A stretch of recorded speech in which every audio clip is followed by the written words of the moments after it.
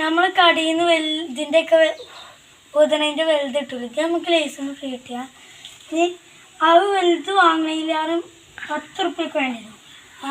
അതിലാറ് നമുക്ക് നല്ലത് ഇങ്ങനെ ഒരു ബോട്ടിലെടുക്കുക നല്ലത്. അതിനകത്ത് മുറിച്ച് കഴിഞ്ഞു കേട്ടോ. ഇനി നമ്മൾ ഒരു അടപ്പെടുക്കുക. ഇങ്ങനെ അടപ്പൊക്കെ ഉപയോഗിക്കണേ നമ്മൾ പാത്രം പറഞ്ഞ ഇതില്ലേ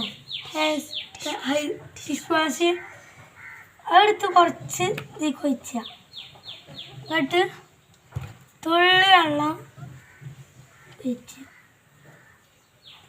എന്നിട്ട് കുറച്ച് ഇതാക്കുക, ഇളക്കി കൊടുക്കുക.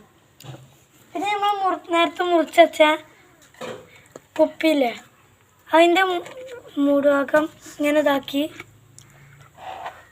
പുതിയ കണ്ടില്ലേ.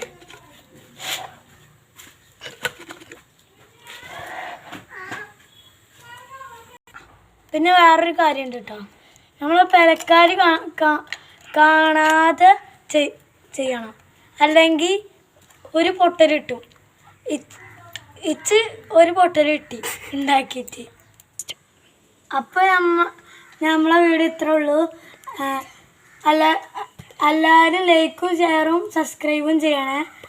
അപ്പോൾ ഓക്കെ ബൈ.